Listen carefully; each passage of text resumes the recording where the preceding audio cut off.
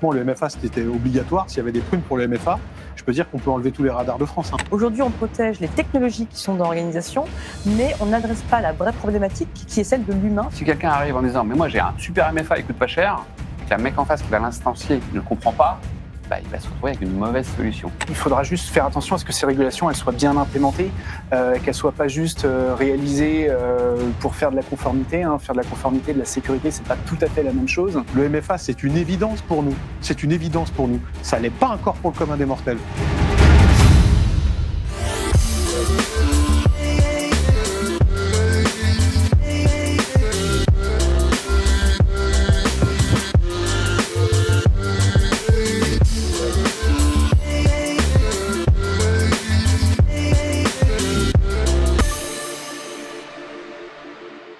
Bonsoir à tous et bienvenue à cette nouvelle émission de Risk Intel Media, ce soir en partenariat avec l'ASPAS. On va traiter de la thématique qui est la suivante. Quel est le devenir de l'IAM, Identity and Access Management, face à l'ingénierie sociale 2.0? Et pour cela, on a invité avec nous 4 experts qui vont pouvoir échanger, débattre, répondre à vos questions et répondre également aux miennes. Mais je vais d'abord leur donner la parole pour pouvoir se présenter brièvement avant de commencer cette émission. Je commence par toi, Gwendoline. Bonjour Yasmine, merci de me recevoir. Alors moi, c'est Gwendoline Denis, je suis responsable channel pour l'Europe du Sud chez l'ASPAS et je travaille chez l'ASPAS depuis maintenant 6 ans. Ma spécialité, c'est la commercialisation de la solution sur différents territoires et aujourd'hui, je viens apporter des éléments de réponse concernant l'ASPAS, son positionnement IAM pour les entreprises et l'organisation en France. Merci. Thomas. Bonjour à tous. Déjà, merci de m'avoir invité. Moi, je m'appelle Thomas Varillon. Ça fait 15 ans que je travaille dans la cyber et aujourd'hui, je suis directeur du pôle qui s'occupe de tout ce qui est sécurité de l'identité chez Neverac. Ça représente une centaine d'experts qui sont dédiés à accompagner nos clients de bout en bout dans la sécurisation de leurs identités, de leurs accès. Voilà. Après, Neverac, en 2 mots, c'est 1200 collaborateurs en Europe et dans le monde, avant tout en Europe, et on intervient sur tous les aspects cyber. Karim. Bonjour, Karim Lamouri, cofondateur et président d'Hackers Without Borders, une ONG que je ne présente plus, en tout cas j'espère ne plus avoir à la présenter. Et également, très récemment, j'ai pris les rênes d'un campus, de plusieurs campus en France, qui s'appelle le Effort Cyber Lab, et j'en suis le DG aujourd'hui, accompagné d'un président très ambitieux. Merci. Benoît.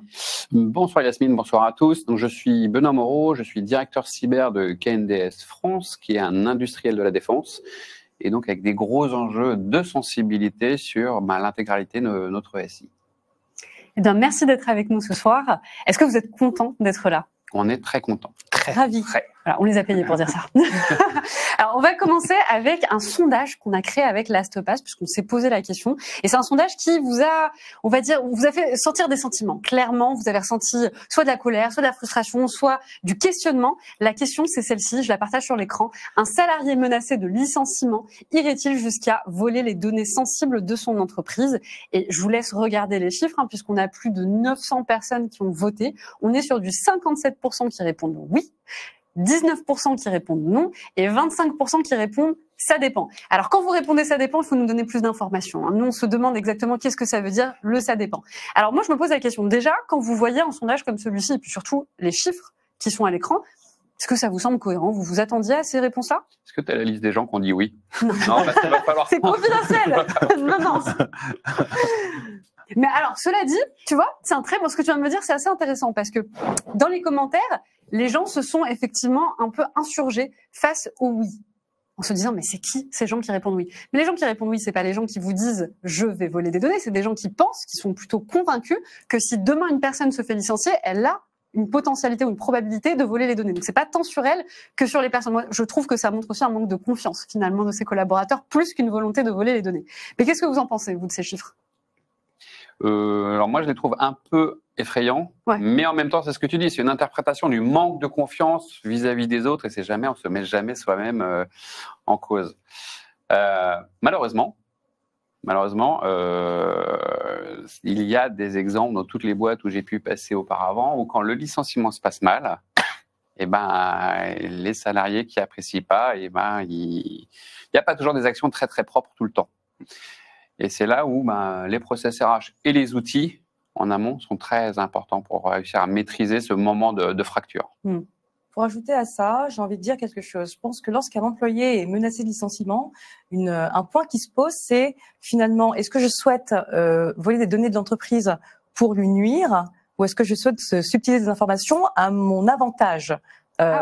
Finalement, il y a peut-être aussi ce point-là. Je pense que ça n'a peut-être pas été mis en lumière ici, parce que lorsqu'on dit oui, finalement, ça peut vouloir dire une chose ou une autre. Et comme le disait Benoît, je pense qu'un point qui est extrêmement important, c'est automatiser un maximum l'accès aux informations de l'entreprise. Et donc, c'est là que la technologie va entrer en jeu. Pourquoi? On vient ici faciliter l'onboarding des employés, mais aussi l'offboarding. Mais là, je vais rentrer un peu plus dans le détail en disant, mais finalement, on veut assurer d'avoir une traçabilité pour tout ce qui est joiners, movers et leavers. On veut s'assurer que lorsqu'un employé entre dans l'organisation, il a accès aux bonnes technologies, aux bonnes applications pour pouvoir travailler. On veut qu'ils aient accès qu'à ça. Mais lorsqu'il quitte son rôle, parce qu'il passe d'un rôle dans la finance à un rôle marketing, on veut s'assurer qu'il n'ait plus accès aux informations finance et qu'il ait accès qu'aux informations marketing. Donc ici, le travail de déplacement au sein de l'organisation est extrêmement important, et on veut pouvoir avoir des technologies permettant d'assurer cette transition, de passer d'un rôle à un autre en perdant les privilèges du rôle précédent. Même chose lorsqu'il quitte l'organisation. Et là, lorsque l'on apprend qu'un employé va être licencié, finalement, l'employeur le sait en premier. Et donc, l'action ici est bien évidemment de s'assurer qu'il ne puisse pas subtiliser des informations. Et donc là, on ne parle pas seulement de technologie et d'applications SSO, on parle ici de mots de passe qu'on peut avoir. Alors, on a tous cet exemple de la secrétaire qui a changé tous les mots de passe de son employeur parce qu'elle devait être licenciée et donc il n'a plus accès à rien. Et bien ici, on vient justement rentrer dans ce cas de figure où on veut s'assurer que l'employé ne puisse plus avoir les accès auxquels il n'est plus censé avoir. Et ici, c'est le rôle de l'employeur, finalement, d'avoir à sa disposition les bons outils pour pouvoir gérer cette situation, on va dire. Mais finalement, c'est aussi une manière de pouvoir protéger son organisation face à des comportements à risque. C'est d'autant plus vrai aussi dans un contexte où finalement maintenant, une fois qu'on a quitté l'entreprise, on garde les accès à beaucoup de choses. Au final, avec tout le travail à distance, si on coupe pas les accès à l'instant T, on garde des accès en continu depuis chez soi, dans des conditions en plus qui sont pas forcément maîtrisées. Et ça, c'est un risque supplémentaire, une exposition supplémentaire pour les entreprises.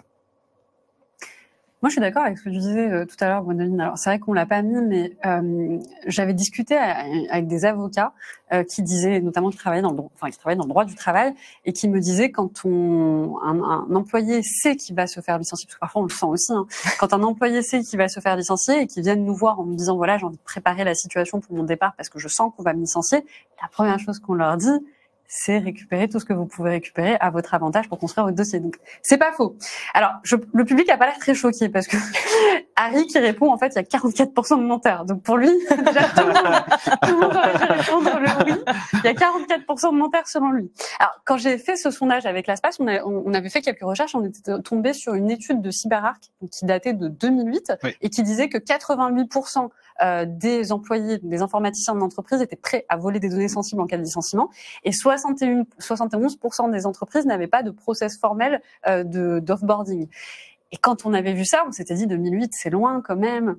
Les choses ont changé. Je tiens quand même à remarquer qu'entre le oui et le ça dépend, on est sur du 82%, donc on n'est pas très loin de ça. Et donc ma question, c'est comment on fait quand en fait nos collaborateurs et les employés deviennent quelque part des ennemis? Qu'est-ce qu'on fait dans cette situation-là? Alors, on va parler juste du moment où on sait qu'ils deviennent un ennemi. Donc, c'est un licenciement, enfin une fracture interne, un truc qui se passe mal. Oui. Malheureusement, on va parler de tous les autres où ils sont là et ils agissent contre l'entreprise et on le sait pas. C'est là où on l'a déjà évoqué. C'est d'abord qui est concerné, parce que tous les profils ne sont pas les mêmes. Il y a des gens qui vont pouvoir continuer à assurer leur mission sans exposer trop l'entreprise. Puis il y a des profils très sensibles où eux, typiquement des admins, ceux qui ont des droits très élevés et des capacités de nuire à l'entreprise très élevées, eux, il va falloir les traiter peut-être un peu différemment. Moi, j'ai vu des cas de gens, donc des salariés qui avaient des données très très sensibles. Finalement, le licenciement, il s'est arrivé le matin et ils ont été accompagnés au bureau du RH et il n'est jamais retourné à son bureau parce que c'était trop sensible et son préavis a été payé. Et c'est voilà, mais on lui a dit non, tu touches plus. Voilà. Bon, puis j'ai vu des cas où ça se passait très mal.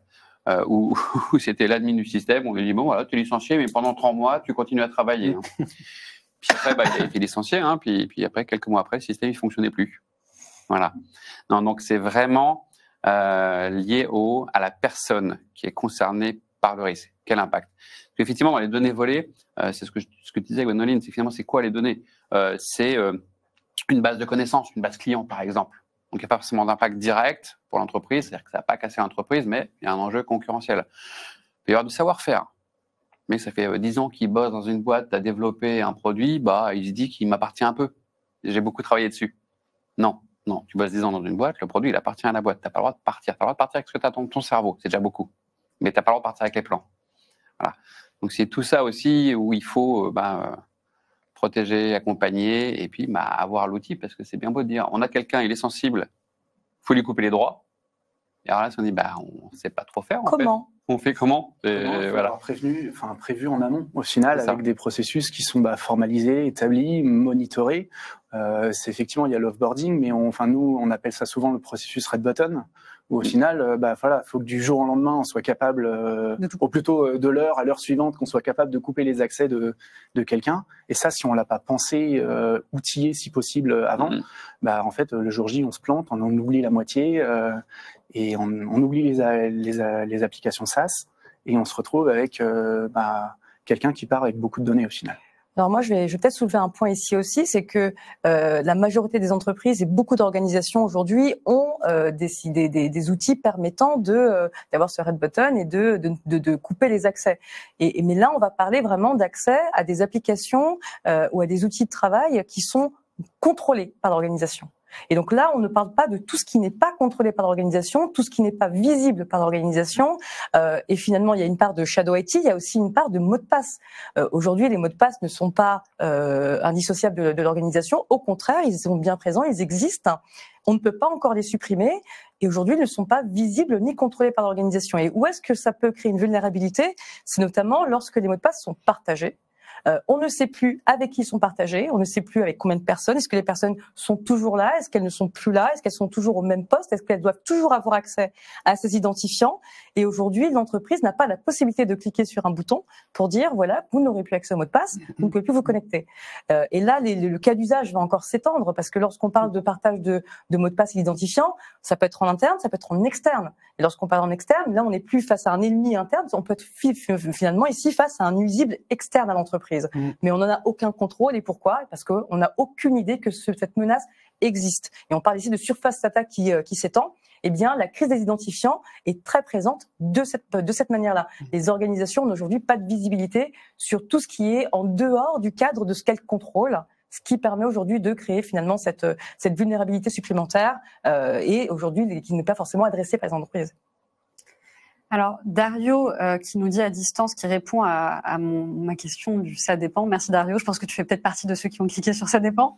Donc Dario qui dit le ça dépend, il faut voir de quelles données on parle. Si c'est par exemple des listes de clients, des analyses de projets, le dossier d'un projet, une formation interne reçue, une méthodologie interne utilisée, je pense que oui, et on dépasse même les 57% à mon avis. Cela reste un vol, on est d'accord. Jean-Michel pose la question, et c'est vrai que c'est un peu ce que tu disais Benoît, c'est-à-dire qu'il y a beaucoup d'employés qui vont prendre des données de l'entreprise sans même un risque de licenciement. Donc c'est ce que tu as relevé quand j'ai posé la question en disant, effectivement, moi je prenais que la partie de la personne qui se faisait licencier, donc qui devenait un ennemi. Et donc il pose la question, on fait comment de ceux qui aujourd'hui en fait n'ont pas de risque, ne sont pas considérés comme des ennemis avec des grands guillemets, parce qu'il n'y a pas de risque de licenciement. C'est précisément le souci, c'est que on parle de salariés qui n'ont pas connaissance de finalement de la propriété de la donnée. Comment on considère que aller dire ça à un commercial qui quitte une manufacture de revente de produits d'outillage, de perceuse ou quoi, il a fait tout son travail de commercial de terrain, il l'a créé. Le fichier qu'il a créé au sein de l'entreprise ne lui appartient pas. Et en fait, il est là le problème, c'est que ses clients, la relation humaine, il l'a créée, c'est bien l'humain qui l'a créée, mais au nom d'une boîte, avec les moyens d'une boîte, et surtout avec la charte informatique de la boîte qui lui dit attention, ces données-là, tu n'as pas le droit de les rapatrier à la maison, alors elle doit être que sur un poste de travail qui est géré, qui est protégé, et surtout qui ne doit pas connaître de réplication de données. Ça, typiquement, il y a des salariés qui méconnaissent. Il y en a beaucoup qui signent des chartes et qui les disent pas forcément, ou alors dans les grandes lignes. Donc, la méconnaissance de la loi ou la connaissance de la loi et outrepasser ce que dit la loi, on pourra pas dans ce sondage-là, on pourra pas le sonder. Et pourtant, il faut rappeler aux gens que nul n'est censé ignorer la loi. Alors, il y a Rewan qui nous pose une question. Rewan qui, je sais, en bas en cocktail. Bonsoir Rewan. Donc Rewan qui pose une question qui est quand même pertinente, qui dit ok, qu'est-ce qu'on fait de l'employé lambda qui a besoin d'accéder à ces données? Est-ce qu'aujourd'hui il n'y a pas des outils qui permettraient d'éviter un téléchargement? Je comprends la question parce qu'aujourd'hui, effectivement, on a peut-être besoin que cette personne ait accès à ces données pour travailler et faire son métier, mais en même temps, on ne veut pas qu'elle le télécharge. Est-ce qu'il n'y a pas aujourd'hui des outils qui permettent tout simplement d'empêcher le téléchargement, tout en ayant accès à la donnée? Ça dépend, j'ai envie de dire, ça dépend quoi comme données. Je pense que là, on est tous d'accord là-dessus. Ça va dépendre quoi comme données, parce qu'en effet, je pense que dans une organisation, en fonction des applications qui sont utilisées, il y a beaucoup de choses qui vont dépendre de ce que l'application va permettre aussi, et des politiques qui vont être mises en place pour permettre ou pas un téléchargement. Alors, si je prends l'exemple de l'ASPAS, notre coffre-fort numérique, on peut aujourd'hui mettre en place une politique de sécurité permettant d'empêcher l'export de données. Donc, ça permet également de pouvoir protéger les données qui sont au sein des coffres-forts qui appartiennent à l'organisation, finalement. Mais j'ai envie de dire, ça dépend. Quoi comme données et quel type de politique est possible pour ces applications afin d'éviter le téléchargement. Il y a la partie technique, pardon. Vas-y. Ouais, il y a la partie technique et effectivement, il y a tout un tas de mécanismes qui permettent de tracer la donnée, c'est-à-dire quand elle sort de l'entreprise de manière numérique, c'est-à-dire de manière distante, et le portable, le smartphone qui a permis de rapatrier une donnée et qui est toujours sur un device dit géré. Dès lors où ça sort de l'entreprise, et particulièrement physiquement, que ça passe les frontières du firewall ou du cloud et que c'est rapatrié sur un device, moi je mets au défi tous les professionnels de la sécurité de garantir que cette donnée n'a pas été copiée ou répliquée quelque part. On le sait post-exploitation du dit device, mais dès lors où vous me laissez accès à un écran, j'ai un smartphone, j'ai quoi que ce soit, à sortir les données, il y a eu beaucoup de compromissions qui n'ont jamais créé de dump, on n'a jamais rapatrié un gros fichier lourd, il y a eu des sortes de print screen qui ont exporté toutes les données séquentiellement avec des lectures non pas aléatoires mais séquentielles. Donc oui, c'est facile d'avoir accès à la donnée, c'est très compliqué de la protéger. Ouais, c'est ça, il y a des outils de DLP, donc le Data Loss Prevention. Alors, ils sont un peu compliqués parce qu'on parle de la donnée sensible, c'est-à-dire que l'entreprise doit savoir quelle est sa donnée sensible, le niveau de sensibilité, où est-ce qu'elle est. Donc déjà, on a un bon travail en amont. Et c'est ce que tu dis, Guillaume, c'est que à partir du moment où elle peut être vue, on peut mettre des barrières, ne pas simplifier trop la vie au mec qui voudrait partir par défaut. Il part, je sais pas, moi, 3 mois en déplacement, il se dit, je prends une clé USB, je prends tout sur ma clé, et puis je verrai bien de ce dont j'ai besoin. Non.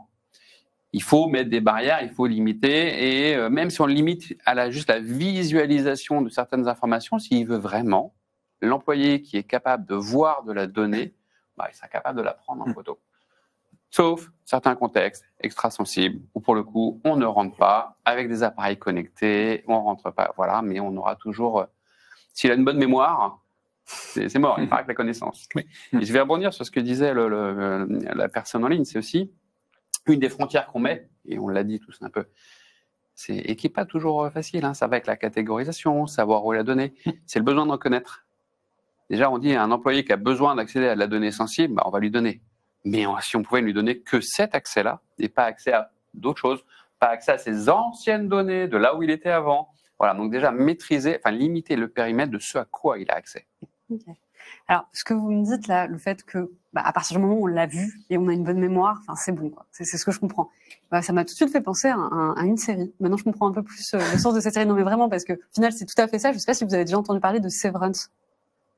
C'est une série exceptionnelle sur Apple.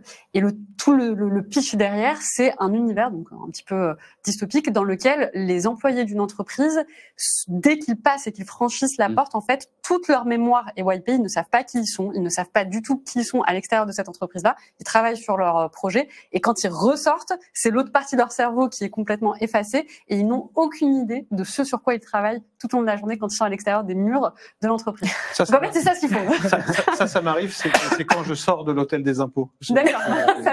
Je pensais que tu allais parler des soirées, moi. On t'oublie tout.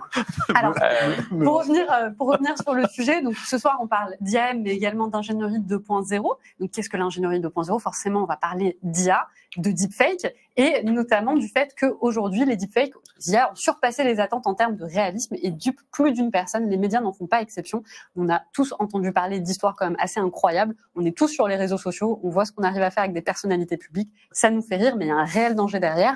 Vous en pensez quoi, vous, de ces IA, de ces deepfakes qui arrivent? Alors on va forcément revenir sur les dernières informations qu'on a eues. Alors on pense à la société Arup avec ce fameux financier qui a été dupé, je pense que c'est le mot, et donc qui a généré une grosse fraude de plus de 25 millions de dollars. Et c'est quelque chose qui est aujourd'hui très fréquent. On le retrouve de plus en plus. Les entreprises ne sont pas forcément préparées. Et je vous donne un exemple tout simple. Chez l'ASPAS, récemment, on a un de nos vice-présidents qui a été ciblé, la cible d'une de ces attaques deepfake, et qui a reçu différents appels de notre PDG par WhatsApp, avec un message, dont un message vocal, avec la voix de notre PDG, en disant rappelle-moi, c'est Karim. Et c'est vrai que c'est extrêmement perturbant. Alors non, pas toi, Karim. Mais c'est vrai que c'est extrêmement perturbant parce que ce sont des attaques nouvelles. Encore une fois, ce sont des attaques d'ingénierie sociale parce qu'aujourd'hui, eh bien, les voix, les vidéos, le visage de beaucoup d'individus aujourd'hui sont à disposition sur les réseaux sociaux. Les technologies évoluent, les technologies IM évoluent, mais les technologies d'attaque évoluent encore plus. Et finalement, aujourd'hui, on n'y est pas forcément préparé. C'est marrant, on avait cette conversation avec Benoît il y a quelques instants où on est sur une surface d'attaque qui s'élargit. L'utilisateur du web n'est pas forcément sensibilisé à ces attaques. Aujourd'hui, on est en rupture parce qu'on n'a pas de réponse à ces attaques-là notamment. Et je pense que le point important à mentionner finalement, c'est la sensibilisation. Dans le cas de figure de cet employé, de ce vice-président chez l'ASPAS, eh bien, c'est le fait d'être sensibilisé au sujet, c'est le fait de comprendre que l'urgence de la situation, le fait d'être contacté sur un canal de communication qui n'est pas habituel, ça l'a mis la puce à l'oreille et donc il a pu alerter nos services de sécurité en disant voilà la situation. Mais on est face aujourd'hui à beaucoup d'employés qui, pour beaucoup moins, se font avoir. Et en effet, je pense que la partie de sensibilisation des employés est extrêmement importante ici pour s'attendre à savoir à quoi s'attendre et comment y répondre. Ouais, je vais rebondir sur ce que tu dis, je suis complètement d'accord. En fait, on voit deux gros axes. Alors d'abord, sur l'IA, moi je suis entre le techno-enthousiaste, je trouve ça génial, et le mec hyper inquiet parce que je ne sais pas ce que ça va devenir. J'ai un petit espoir en parallèle en me disant, mais à force d'en parler, à force que les gens voient n'importe quoi, pardon, j'ai tapé dans le micro, à force de voir des fake news à tout va, les gens vont peut-être finir par se rendre compte qu'il ne faut pas croire ce qu'on voit et ce qu'on lit.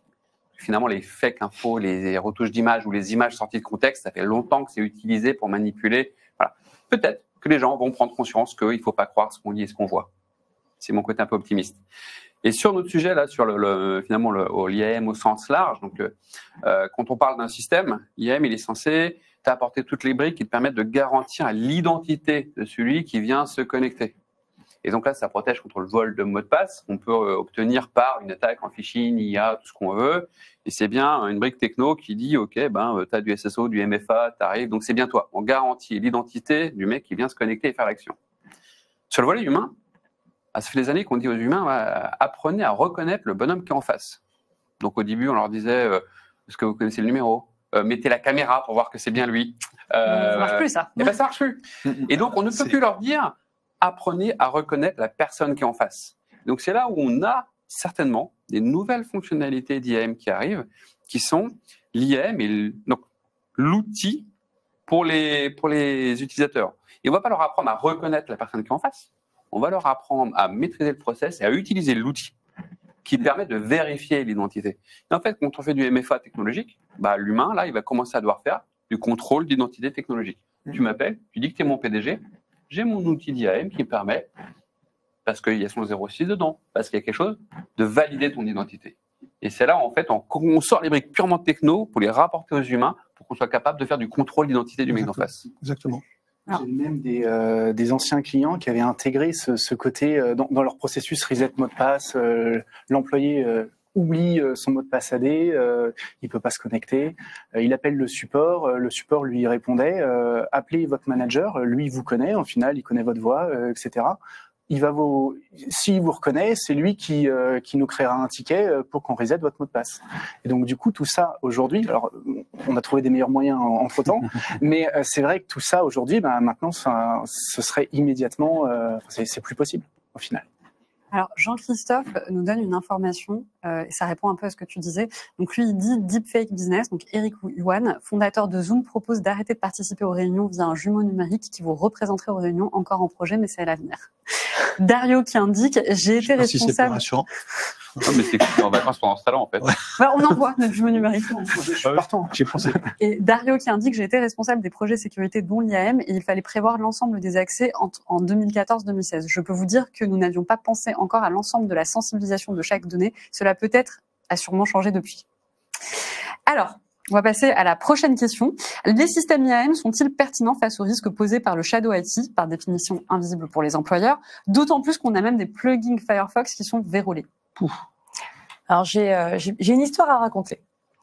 Parce que le Shadow IT, si on donne un peu la définition, eh bien, c'est tout ce qui n'est pas visible de l'employeur, finalement, de l'organisation, tout ce qui a été les applications qui ont pu être téléchargées sur les postes des employés et qui n'est pas encore une fois pas visible. Et ça peut être aussi les mots de passe, parce qu'en fin de compte, on n'a aucune idée de quels sont les mots de passe utilisés, quels sont les sites utilisés par les employés. On peut avoir éventuellement quelques idées, mais imaginez par exemple dans une équipe commerciale, vous allez avoir eh bien de nombreux sites fournisseurs à remplir. Vous allez sur des sites, vous rentrez des mots de passe, vous entrez toutes les données de l'entreprise, vous mettez des informations de cabis et autres, hein, et vous les mettez sur des sites web, et vous mettez des mots de passe. Et là, on parle vraiment d'un humain lambda dans l'organisation, c'est-à-dire qu'on ne parle pas de quelqu'un dans l'IT, on parle d'un employé qui a besoin de travailler avec ces outils-là envoyés par son client.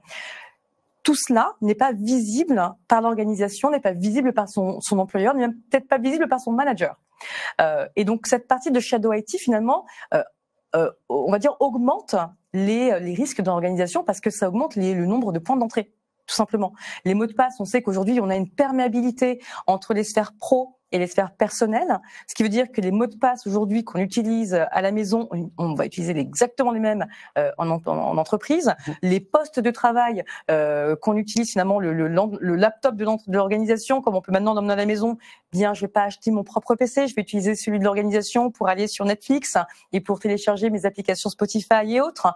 Donc c'est vrai que cette part de Shadow IT aujourd'hui est devenue encore plus accrue, c'est parce que on ne va pas seulement télécharger des applications qui vont permettre de travailler, des outils de productivité ou autres, mais on va également télécharger des outils personnels avec des applications qui aujourd'hui peuvent être potentiellement vulnérables. Et l'organisation n'en a aucune idée. Donc maintenant, pour donner cette petite histoire, eh bien, je vais vous rappeler l'histoire du hack, ou du moins de l'attaque de LinkedIn de 2012, où finalement c'est venu d'un employé qui faisait du télétravail et qui avait son blog hébergé sur son poste de travail professionnel. Et ici, on a eu une attaque ciblée par les attaquants qui ensuite ont ciblé cet employé-là, qui a pu ensuite accéder grâce au blog vulnérable de cet employé à son poste de travail. Et puis, on connaît ensuite les techniques de déplacement latéral, de déplacement, voilà, et de montée en compétence au sein de l'organisation, en privilège. Et ça a permis de générer cette attaque chez LinkedIn en 2012. Sauf que maintenant, accrochez-vous bien, on a eu quelques mois plus tard l'attaque de Dropbox, et qui a été faite par un password spraying, tout simplement. Donc, un employé LinkedIn du moins, un des mots de passe, un des 100 millions de mots de passe utilisés sur le site LinkedIn a été réutilisé pour attaquer Dropbox. Donc ici, on est encore sur une attaque de mot de passe. Et on est encore finalement sur cette partie de Shadow. C'est-à-dire que l'employé va utiliser des outils, différentes informations sur son poste de travail professionnel, et va ensuite créer des vulnérabilités. Donc c'est vrai que la part de Shadow ici est extrêmement importante parce qu'elle n'est pas connue. Aujourd'hui, aucune entreprise n'est en mesure de dire quelle est la proportion de Shadow IT dans son organisation, quels sont du coup ses points d'accès à l'organisation, quelles sont ces identités que l'on peut ou qu'on ne peut pas contrôler, et on va générer de nombreuses vulnérabilités. Alors pour nuancer un petit peu les propos, effectivement, il y a cette part de Shadow IT qui est à l'échelle de l'employé, du salarié, voire du prestataire, parce que ça peut être aussi un prestataire qui va déployer une technologie qui va lui servir pour le moment et qui va finalement contourner toutes les technologies possibles d'IAM dont on peut penser qu'elles soient on-prem ou dans le cloud. Typiquement, je vais mettre une techno parce que j'ai les droits admin sur un poste de travail, ça aussi, c'est un vrai débat.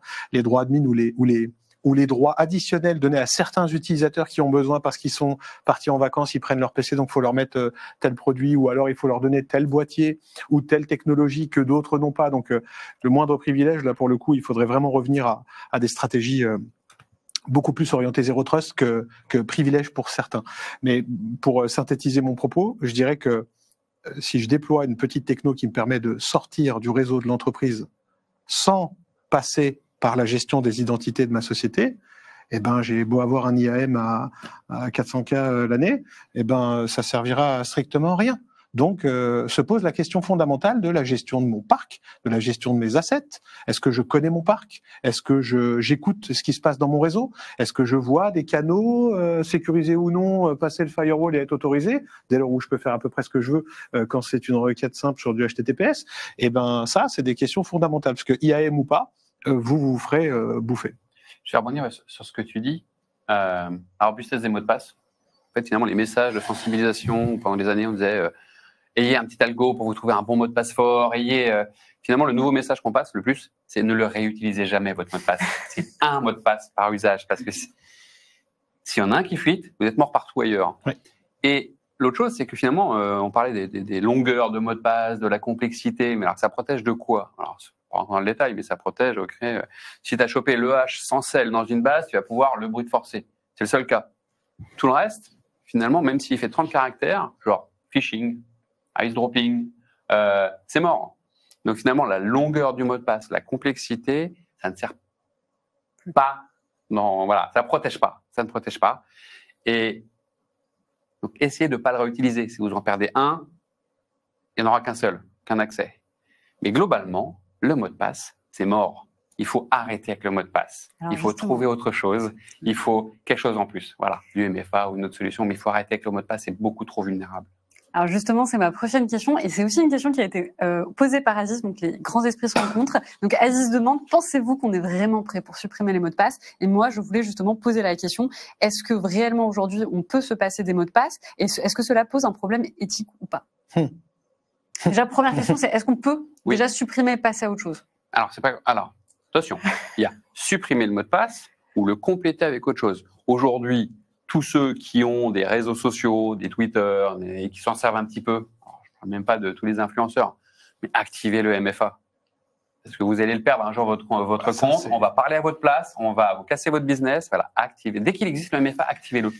C'est hyper simple, ça devient il y a quelques années, c'était pas user-friendly. Il faudrait un décret, en fait, pour ça. Alors, tu vois, sur les entités, voilà. Mais non. Pas encore transposé, mais... Mais ça ne veut pas dire le supprimer. Ça veut dire, et alors oui, il y a des attaques qui contournent ça. Mais attendez, le nombre d'attaques qui ont réussi à contourner le MFA, on est dans l'attaque un peu loin. Sur le grand tout venant, activez le MFA, vous serez déjà beaucoup plus sécurisé. On a une table de spécialistes quand même. Il faut rappeler qu'une table de spécialistes, ça nous paraît quand même complètement évident. La réalité... Justement, j'allais poser la question par rapport au MFA. Donc, j'ai un chiffre qui est le suivant. Selon donc une étude d'ailleurs qui a été faite avec l'ASPAS, 57% des entreprises utilisent l'authentification multifacteur, ce qui veut dire que tout le reste ne l'utilise pas. Or, on s'est rendu compte, notamment récemment, si vous avez suivi l'actualité, que l'une des plus grandes cyberattaques qui a eu lieu dans le secteur de la santé aux États-Unis vient justement d'un manque de MFA. Donc, est-ce que vous pensez réellement qu'aujourd'hui, le MFA, tout le monde l'utilise? Parce que j'ai pas l'impression. Tout le monde rigole, c'est intéressant. Vas-y Thomas. Alors, déjà, moi je pense que 57%, j'espère que c'est les entreprises qui l'ont déployé un peu largement et pas seulement celles qui l'ont mis dans un tout petit bout pour protéger les assets les plus sensibles. Ensuite, je pense qu'aussi ces entreprises, l'authentification multifacteur, même si elles l'ont fait, alors il y en a plein qui l'ont pas fait et doivent le faire. On est tous d'accord, aussi bien dans l'entreprise, d'autant plus dans l'entreprise que dans la vie de tous les jours. Mais aussi, je pense que c'est pas la réponse ultime. C'est ce qu'on disait. Il y a le MFA, c'est très bien. Il y a plein d'autres choses à faire sur ce sujet-là pour sécuriser l'authentification. Mais aujourd'hui, le gros problème, c'est le facteur humain au final. Même si on a du MFA en place, il y a plein d'attaques sur le MFA. Ça peut être le MFA bombing, ça peut être tout simplement, il y avait une attaque de phishing très intéressante, je regardais il y a pas longtemps sur Internet, tout simplement au moment où je reçois mon texto MFA, je reçois un autre texto qui me dit bonjour, vérification renforcée, si c'est bien vous, renvoyez valider plus le code que vous venez de recevoir. Bon, et ça marche. Ça marche tout simplement. Et du coup, ce MFA, donc c'est très bien, il faut le faire, il faut continuer, mais faut aller plus loin. Il faut que les entreprises aujourd'hui elles mettent en place aussi les mesures supplémentaires qui permettent de renforcer l'identité, l'authentification de leurs utilisateurs et la sensibilisation. Je pense que le MFA c'est assez puissant pour renforcer la sécurité de l'organisation. Mais c'est vrai, et là je pense que ton point c'est aussi que finalement les organisations se disent que ça va rajouter des frictions supplémentaires pour l'employé. Alors par exemple Benoît, tu disais que le mot de passe finalement il faudrait qu'il soit unique, et c'est vrai. Maintenant, il faudrait rajouter éventuellement une couche de MFA pour s'assurer qu'on ne soit plus, ou du moins qu'on soit beaucoup moins vulnérable. Maintenant, ça rajoute encore une fois des frictions à l'utilisateur. Parce que lorsque l'on a différents mots de passe, un mot de passe unique pour tous les sites que l'on veut utiliser, pour toutes les applications, quand on voit le nombre de sites et d'applications que aujourd'hui on peut avoir, concrètement, on n'est pas dans un climat favorable à ça pour l'utilisateur et aussi pour l'employé de l'organisation. D'où la réutilisation des mots de passe finalement. Les technologies ne sont pas appropriées, le coffre-fort numérique n'est pas forcément proposé pour justement favoriser ce bon comportement d'utilisateur. Et lorsque l'on parle du MFA, en effet, la vulnérabilité ne vient pas du fait que l'on puisse mettre du MFA, c'est que les entreprises ne le déploient pas forcément pour tout le monde, ou alors mettent beaucoup de temps à le déployer, ou ne veulent pas le déployer pour certaines populations, se disant que ils ne sont pas à risque, alors qu'aujourd'hui on sait bien que tous les employés sont potentiellement des points d'entrée de l'organisation. Et en fin de compte, même lorsque celui-ci est implémenté, on peut avoir des problématiques de fatigue du MFA. Je suis tellement sollicité que je clique sur oui à chaque fois parce que je ne sais même plus pourquoi est-ce que je reçois une notification MFA. Donc c'est vrai que je peux comprendre finalement les frictions même de l'entreprise ou les réticences à vouloir implémenter du MFA, ou voire même parfois le coût que ça peut coûter. Exactement. J'allais rebondir là-dessus. On en parle peu, pour le coup, parce qu'on parle de la sensibilisation, qu'il faut absolument le faire, que les utilisateurs, qu'ils soient pour ou contre, à un moment donné, il faut se conformer à ce que veut l'entreprise. Mais je le vois beaucoup dans les collectivités publiques. Les collectivités publiques, c'est très compliqué d'imposer le MFA. Pourquoi ? Parce que si vous l'imposez, vous avez aussi le device qui va avec. Donc quand vous voyez le prix du token versus le prix d'un smartphone, vous vous dites waouh, j'ai l'un ou l'autre à acheter. Vous voyez doter une collectivité de 4000 personnes de 4000 smartphones ou 4000 tokens comme ça d'un coup.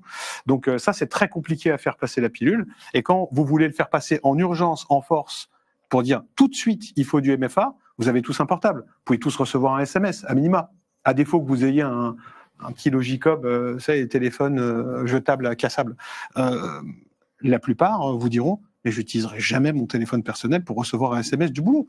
Donc, on est confronté à tellement de problèmes de compréhension, de maturité, de finances. Le MFA, c'est une évidence pour nous. C'est une évidence pour nous. Ça l'est pas encore pour le commun des mortels. Et je pense qu'il y a un problème de compréhension du souci. Se faire voler ses mots de passe, un claquement de doigts, un info-stealer. On parlait tout à l'heure des plugins Firefox, mais il y a un océan, il y a une marée de facilité de récupérer les identifiants de quelqu'un. Et pas la peine, d'ailleurs, d'aller regarder ce que disent les médias, une attaque sophistiquée, machin. Ça, c'est du bullshit incroyable. C'est très simple de subtiliser. Donc, protéger, c'est facile, mais pour nous. Je vais rebondir sur ce que vous avez dit. Oui. Il y a deux choses. D'abord, le MFA, c'est pas magique. Et il faut faire gaffe. Nous, on sait quoi.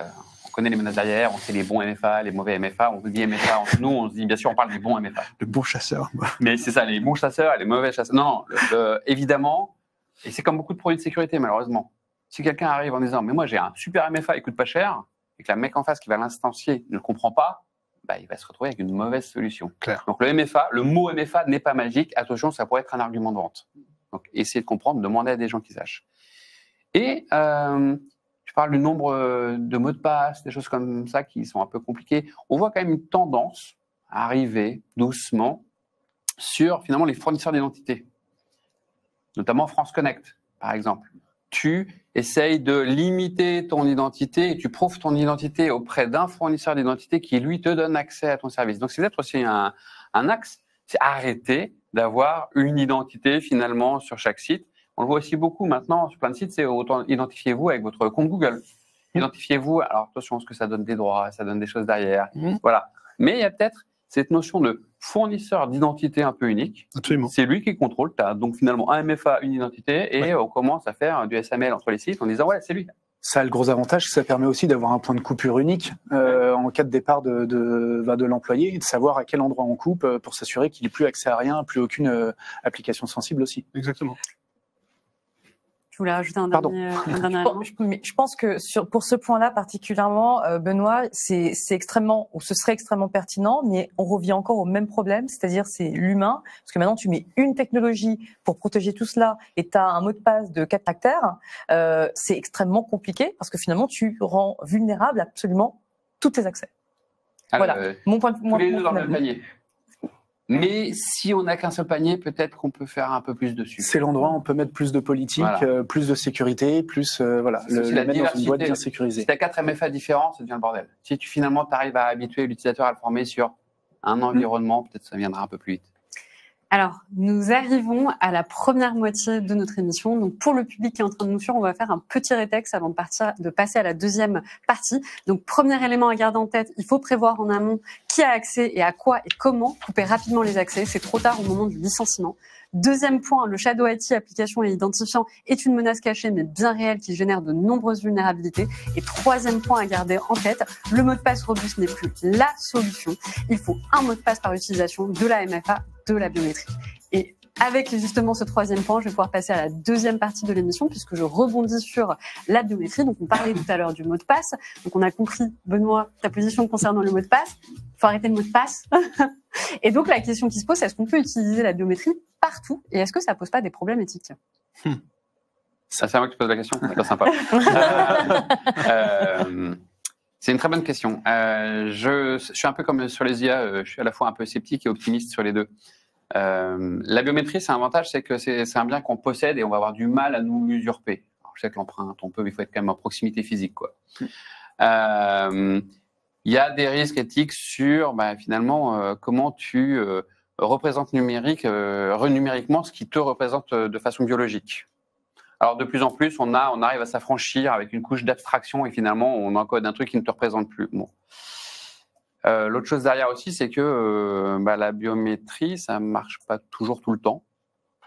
On voit le face recognition, si tu as des lunettes, plus de lunettes, les doigts, tu n'en as que 10. Donc ça a une limite quand même, la biométrie.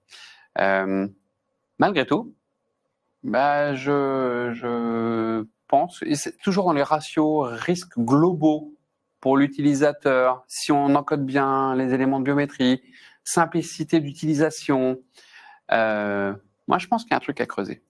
Ça devient un des facteurs.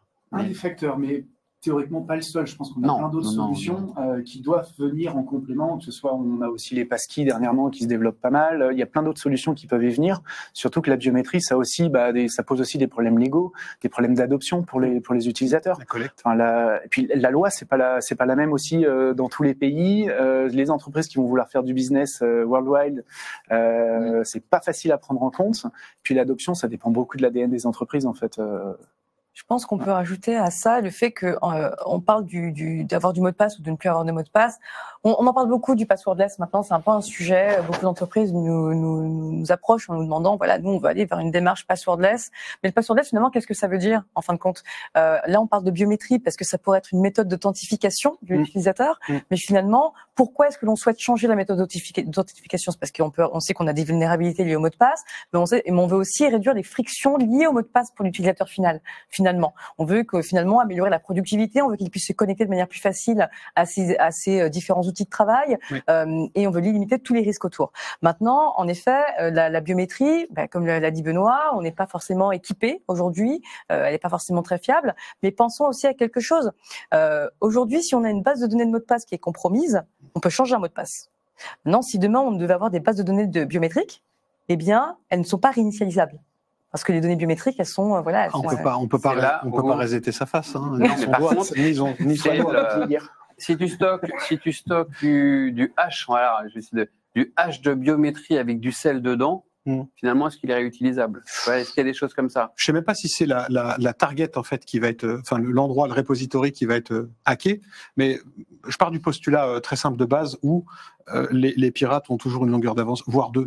Sur les gentils, qui eux sont les utilisateurs souvent plutôt que les concepteurs. On conçoit après coup.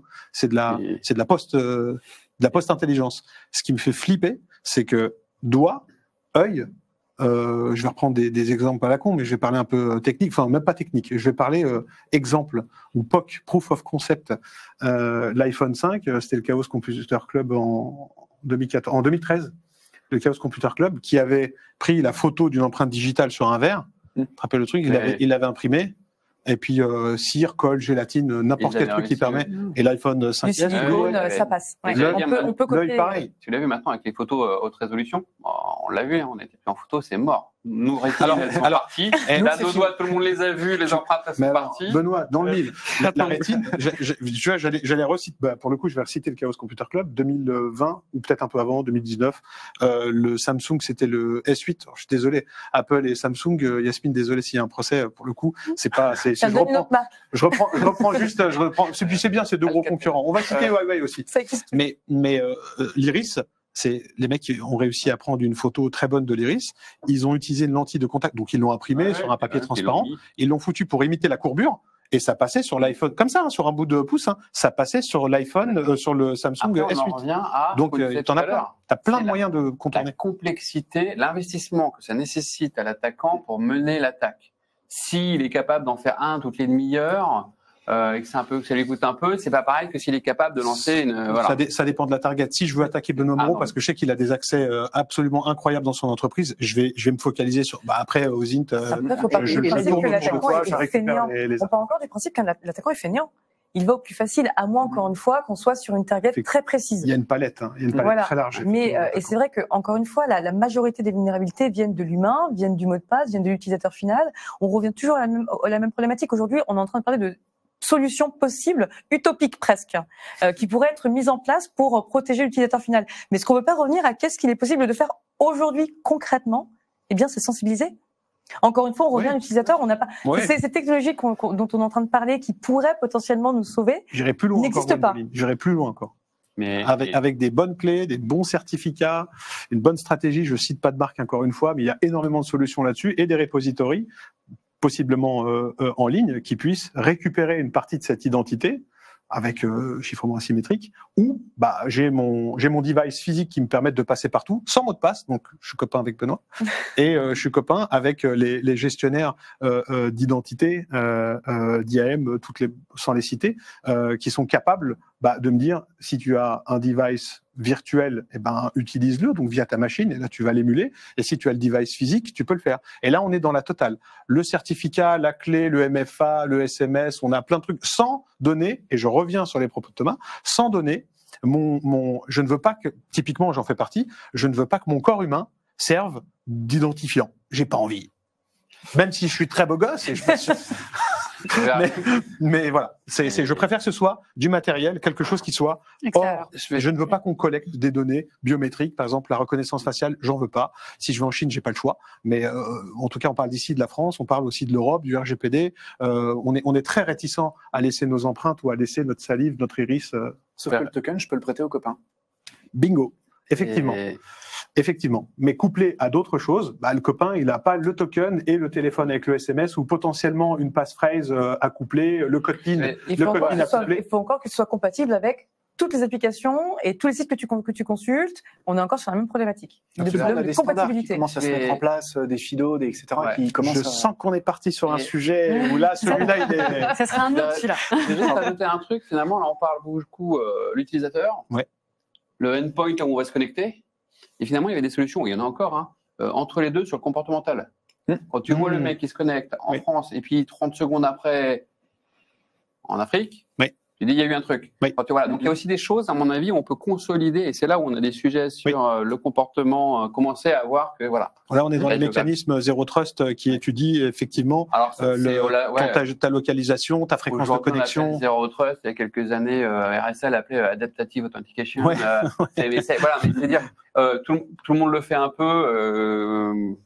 Google, par exemple, est capable de détecter si un utilisateur il se connecte à son compte mail à deux endroits à la fois, il dit c'est un peu bizarre. Par défaut, je vais vous le bloquer, je vous demande si c'est vraiment vous. Voilà. On le fait en interne, la géolocalisation, les horaires, voilà. Sur le comportement, on a un truc à faire. Une fois qu'on est capable de catégoriser un peu un utilisateur, le Wi-Fi que tu utilises chez toi, et des fois il te dit, tu citais Google, reconnecte-toi depuis le Wi-Fi de chez toi. Il te le cite pas, le Wi-Fi de chez toi.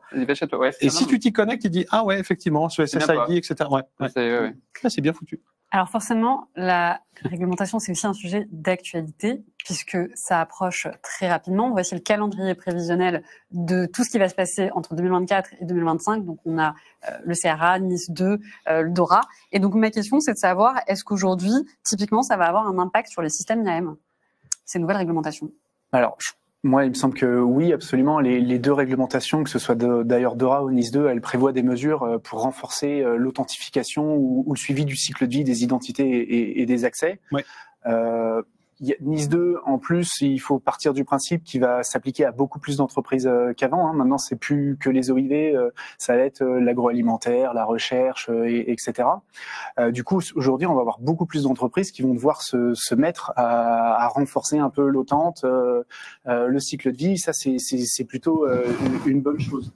Après, il faut se dire aussi que il faudra juste faire attention à ce que ces régulations elles soient bien implémentées, qu'elles soient pas juste réalisées pour faire de la conformité. Faire de la conformité, de la sécurité, c'est pas tout à fait la même chose.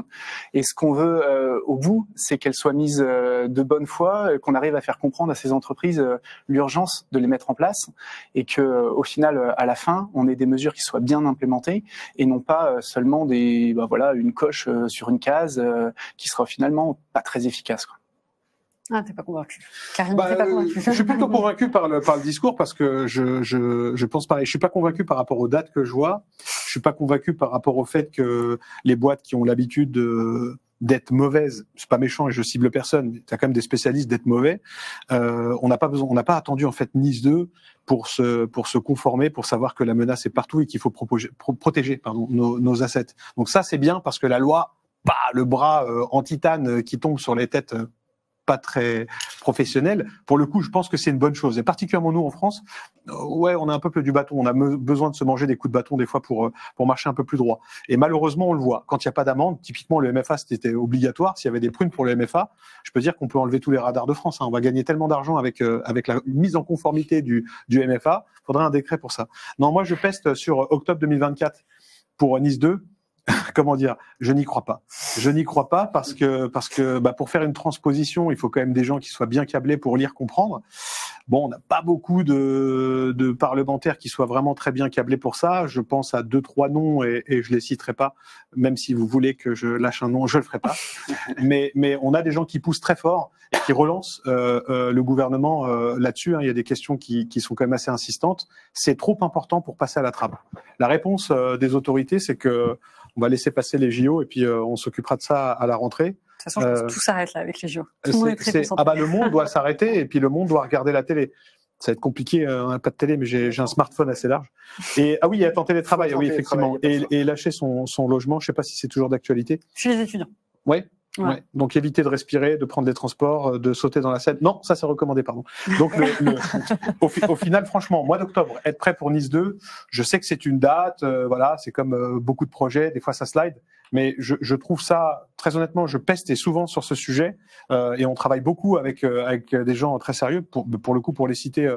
Exatrust qui a sorti un joli bouquin référentiel pour vous dire voilà comment vous préparer, allez voir les bonnes personnes et c'est pas forcément ce qui vous coûtera plus cher.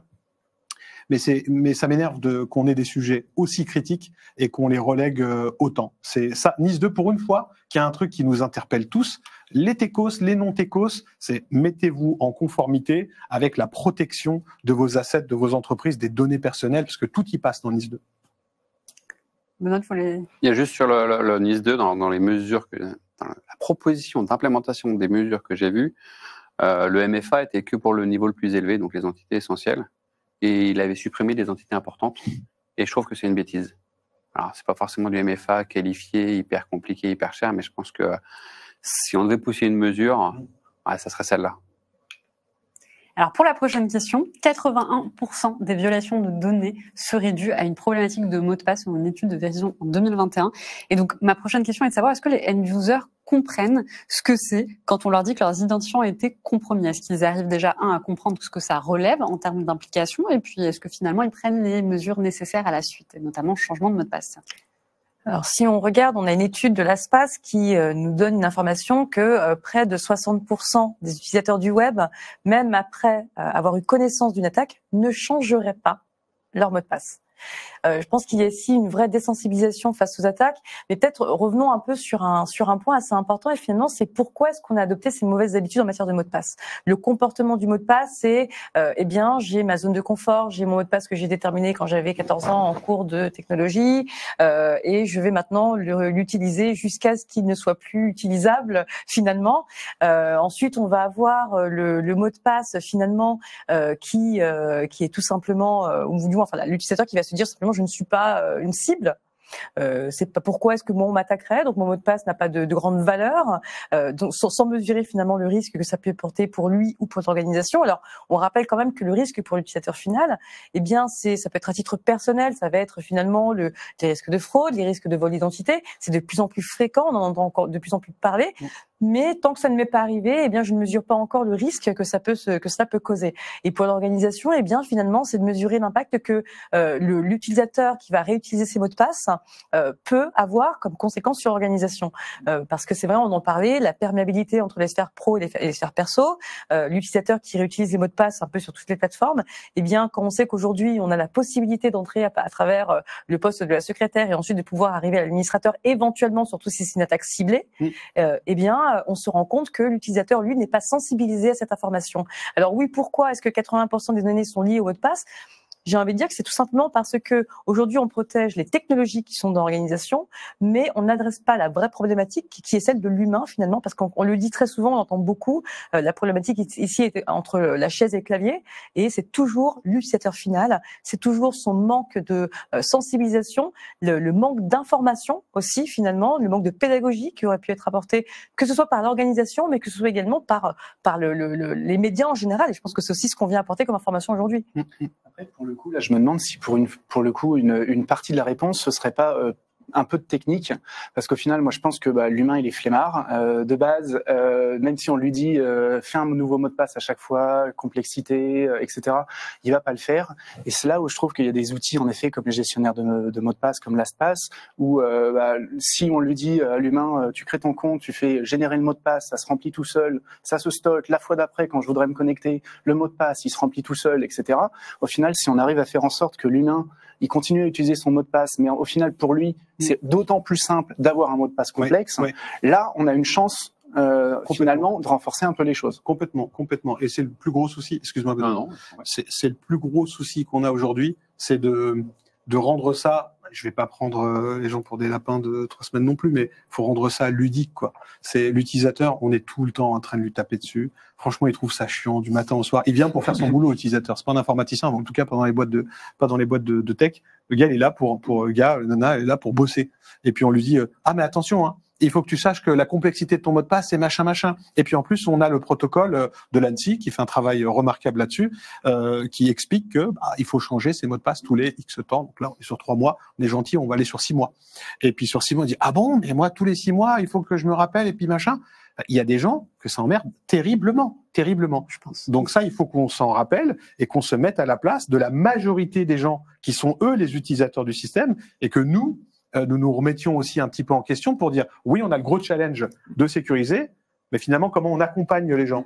Si on leur donne pas envie, et puis si on les accompagne pas, et puis si on fait pas ce travail de prendre le temps, on prend jamais le temps. C'est paf, modification de la GPO dans l'AD, boum, puis tu arrives le matin, merde, là, j'ai 16 caractères à mettre, mais qu'est-ce que je vais mettre ? Et encore, c'est pas expliqué, souvent. Il faut essayer, on essaye, la 15e fois peut-être. Le gars qui t'a modifié la GPO parce que là, il y a un nombre de blagues qu'il y a là-dessus. Parce qu'il a à la fin, c'est un mot de passe déjà pris. Ouais, t'as pris 1h30 toi le matin pour changer ton mot de passe, t'as toujours pas commencé ta journée de travail. Et là, on va parler de l'impact de finalement perturber le business à cause des questions de sécurité. Et ça, c'est une très très grosse question. Je vais rebondir sur tout ce que vous dites, c'est que alors il est flemmard l'humain. Ouais. Je pense aussi que de toute façon, l'humain est humain, il est vulnérable, il est fragile, et même si on les sensibilise, il y en aura toujours, au mieux, 10% qui restera à risque. Ouais. On n'arrivera jamais à les corriger. Et c'est notre boulot à nous, de trouver des moyens de prendre en compte cette fragilité. C'est comme quand on a un SI Legacy, qu'on ne sait plus mettre à jour. Et on le fait un peu différemment. On lui met des protections en plus, on le protège, on rajoute de la surveillance, de la supervision. À partir du moment où on s'est dit, OK, nos humains, là, ils sont fragiles. Qu'est-ce qu'on met ? On va les accompagner un peu dans ce qui passe, dans les aides sur les mots de passe, et puis on va les superviser un peu plus, et puis on va les regarder. Mais je pense qu'il ne faut pas qu'on se dise, on arrive un jour, ils seront parfaits. Non. Jamais. Non. Et donc, ok, c'est notre boulot à nous une fois qu'on a dit les humains, ils font partie du système, c'est une fragilité, on ne peut pas la corriger, donc on doit la robustifier par nous-mêmes. Ouais. Alors, tout à l'heure, tu parlais justement de la médiatisation des attaques.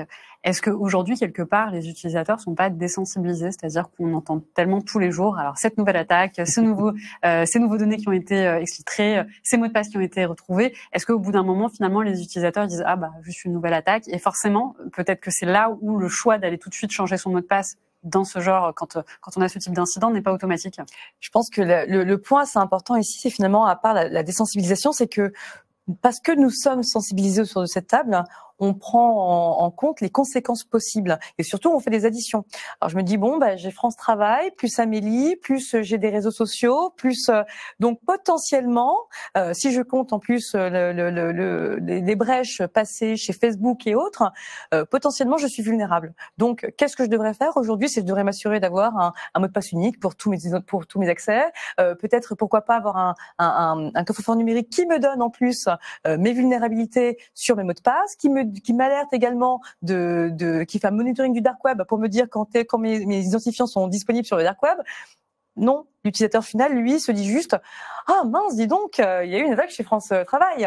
Il n'a pas fait cette réflexion de se dire quelles sont les conséquences pour moi, suis-je vulnérable ou encore une fois, pourquoi moi? C'est toujours un peu, j'ai envie de l'appeler le complexe d'infériorité. Pourquoi est-ce que ça m'arriverait à moi? Eh bien, pourtant, ça arrive toujours à quelqu'un. Et je pense qu'en effet, ce n'est pas seulement la désensibilisation face aux attaques, c'est finalement le manque d'informations sur quelles sont les actions à adopter suite à une attaque.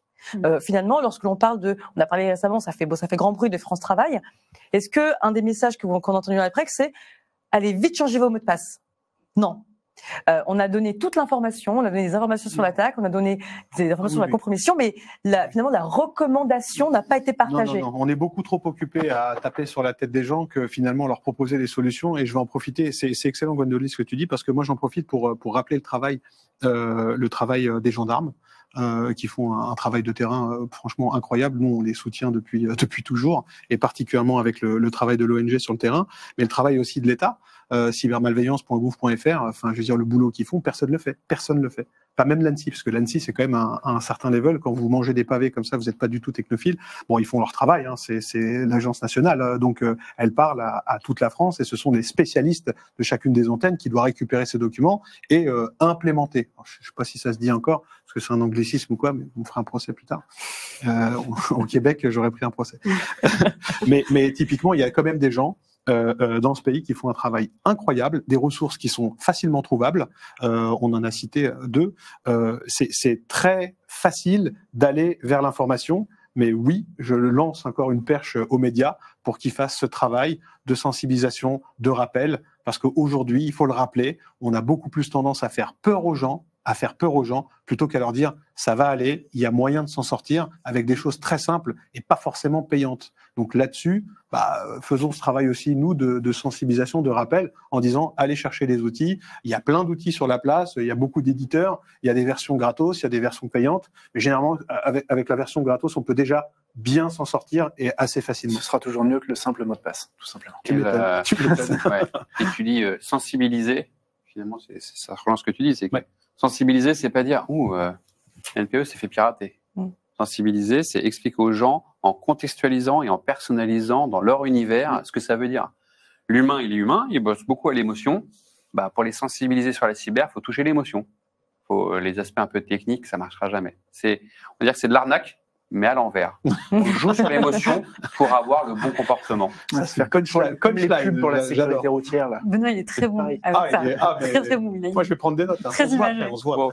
Alors, je vais reprendre quelques questions du public. On en a énormément. Franchement, ils sont on fire ce soir. Donc, Thomas qui revient un peu sur la question de la biométrie, qui pose cette question. Notamment, les données biométriques n'est-elle pas identique à avoir un mot de passe unique finalement? Un vol de données biométriques rend le risque immense si toutes les plateformes y viennent. Je me permets de répondre, pardon. Mais c'est ce que disait Gwendoline tout à l'heure. Ma face, je peux pas la changer. Mon doigt, je peux pas le couper. Donc quelqu'un qui récupère ça, et malheureusement, si je l'utilise dans un autre pays, dans un autre environnement, il y a cette partie inaltérable, complètement chevillée à mon corps, qui est mon corps. Et c'est un peu trop dangereux, je pense, de créer des bases tout de suite, sans savoir. Moi, je pense qu'il faut laisser d'autres pays qui l'ont fait. Voilà, le tester, voir les retours. Et si on voit finalement que ça apporte plus de sécurité, plus de maturité de sensibilisation des gens, plus de finalement d'autonomie à se protéger, à se sécuriser.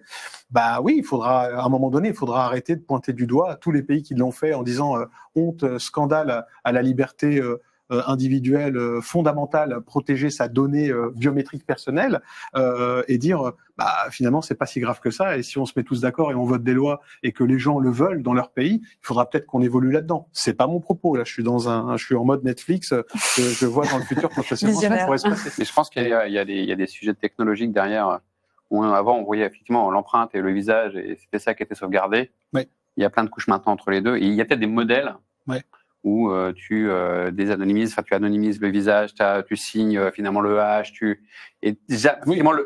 tu dois jamais perdre ton visage. Un avatar. Ouais, mais voilà, c'est ça. Si je sais pas si c'est ton smartphone qui fait l'identité, la puce qui fait ton visage ne doit jamais faire sortir ton visage. Et que c'est là où ça sort et ça te donne finalement un H, un identifiant un peu unique, et jamais ton visage, quoi. Mais c'est là où, si on devait la réglementer, ça serait peut-être là-dessus. Quels sont les technos qui seront en coupure, qui permettraient d'utiliser de façon sécurisée la biométrie? Bon, ça n'empêchera pas le coup de sécateur sur le dos. Hein. J'ai une autre question de Diane qui pose la question suivante. Un admin d'infogérance pour TPE me disait que dans les best practices qu'il utilise pour ses clients aujourd'hui, c'est garder son mot de passe aussi longtemps qu'il n'a pas été reconnu comme compromis. Bref, pas de modification périodique. Est-ce que ce sont des pratiques partagées par beaucoup? C'est la recommandation Microsoft. C'est en gros. C'est comme qui est-ce qui change son code PIN de carte bancaire tous les 3 mois? Personne. Aujourd'hui, on dit que finalement, obliger un utilisateur à avoir un mot de passe fort et à le changer tous les 3 mois, ça crée une fragilité. D'accord. Parce que, voilà. Parce qu'il va le noter sur un post-it. Parce qu'il va le noter. Et donc, on a tendance à dire, non, mais finalement, tant qu'on n'a pas de hint sur peut-être qu'il s'est fait compromettre, donc ça veut dire de la CTI, de la surveillance sur les comptes, ça veut dire tout ça, pourquoi le forcer à changer son mot de passe? Voilà. D'accord. Et donc, on a Franck et Romain qui ont posé donc 2 questions, mais qui vont vers la même direction. Donc, pour France Travail, je ne veux pas être méchant, mais comment se fait-il que personne ne dit rien sur le fait qu'ils ont 20 ans de données sur les personnes? Et Romain qui dit, concernant France Travail, on en parle du fait que tout conseiller lambda a accès à l'intégralité des demandeurs d'emploi. On ne devrait pas cloisonner un peu? Alors, c'est pas du tout le sujet, on est d'accord. Très bonne idée de ta c'est légal. Typiquement, ça, on pourrait en discuter en long, en large, en travers. Il y a plus que des on est dans l'ordre du crime, là. Mais on va calculer. Enfin, je pense que j'ai pas assez de phalanges et de morceaux de doigts pour compter le nombre de boîtes, qu'elles soient institutions publiques ou privées, mais alors qui respectent absolument pas la CNIL et encore moins le RGPD, parce que quand ils bossent dans d'autres boîtes à l'échelle de l'Europe, à l'échelle du monde. Donc le but là, c'est pas de prendre un bazooka. Je comprends la frustration, la colère en disant ouais mais vous vous rendez compte. J'ai envie de répondre, mais mon pote, si tu savais, dans des endroits encore plus critiques, où c'est user password sous une base où même la base SAM d'NT4 n'était pas aussi claire, on est encore au fichier Excel, on est encore au bloc-notes, c'est de la folie pure. Donc, je pense qu'il faut interpeller l'humain. On peut mettre autant de technos qu'on veut, les technos, on les bypassera. Les technos, ça se casse. C'est un humain qui les crée, on les cassera. On en reparlera dans une dystopie où l'intelligence artificielle va nous surpasser, nous mettre une claque. Personnellement, je suis pas du tout un fan. Je suis très pote avec les frères Attic et Volukid et le programme Qu'est-ce qu'il y a. Mais l'IA, moi, elle me fait flipper. Je l'avais déjà dit, elle me semble, sur ce plateau même. Je crois que j'étais assis là, d'ailleurs. J'avais Cécile Jourpinot à côté de moi. Donc c'était bien parce que j'ai quelqu'un qui était très mindé psychologie. Elle a pu me canaliser avec un verre de Ouais, mais je pense qu'en punchline, on va se parler tout à l'heure. Mais tu vois, le propos, c'est ça. C'est que il y a beaucoup plus flippant que ça. Que sauter sur le test modéré. Donc moi j'ai fait un certain nombre d'années quand même dans la fonction publique. La CNIL elle est bien présente dans la fonction publique. Ils aiment bien respecter quand même les règlements, ils sont assez propres. Et parfois, en fait, il y a des obligations de conserver les données longtemps. Parce que tu as un parcours de carrière, il n'est pas sur tes 3 dernières années ton parcours. Voilà. Et donc, si on te dit tu dois être capable de fournir le parcours professionnel du bonhomme sur sa carrière, tu as l'obligation de le garder. Est-ce que c'était bien protégé? C'est un autre sujet. Ensuite, est-ce qu'il devrait un conseiller doit accéder à tout le monde? Ouais, mais s'il cherche un profil parmi tout le monde, comment tu ferais pour réduire finalement? Donc c'est pas toujours aussi simple et évident. On se dit c'est débile, pourquoi ils ont sur 20 ans? Non. Moi j'ai assisté quand même, j'étais rapporteur dans une commission là-dessus où la CNIL disait faut absolument garder max 6 mois vos données. C'était une base de données médicale avec les antécédents médicaux et un suivi médical sur l'ensemble de la durée de la vie. Vous me disiez mais donc là, ça ne marche pas. Et c'était très compliqué à faire arbitrer en disant mais non, mais on ne peut pas 6 mois, c'est pas le but. Non, mais il y a des archivages légaux qui vont à 10 ans, certains 20 ans. On parle de la banque, on parle de l'archivage cadastral, on parle de... Bon, là-dessus... C'est sensible. Et c'est là où on en revient à la phrase du début. Bah, si on sait que c'est sensible, peut-être faire un peu plus. C'est peut-être là-dessus où il y avait des fragilités. Bon. Écoutez, on arrive à la fin de cette émission. C'était un échange particulièrement riche. Vraiment, je vous remercie. Je m'aperçois également que ce sujet est vraiment vaste. Je m'aperçois qu'il y a vraiment un besoin du public d'avoir des réponses sur cette question parce qu'on a été, voilà, on a eu. Je m'excuse d'ailleurs, on n'a pas pu prendre toutes vos questions. On a eu énormément de questions à distance. Même moi, finalement, je n'ai pas pu poser toutes mes questions pour respecter le temps imparti à cette émission. Donc, c'est aussi une question à se poser. Est-ce qu'il faudrait pas faire un deuxième épisode parce que clairement, il y a encore beaucoup de choses à dire. Donc, je vous remercie d'avoir répondu à mes questions. Je remercie également le public qui nous a vu et qui nous a suivis tout au long de la soirée à distance. Donc ce soir, on était en partenariat avec LastPass.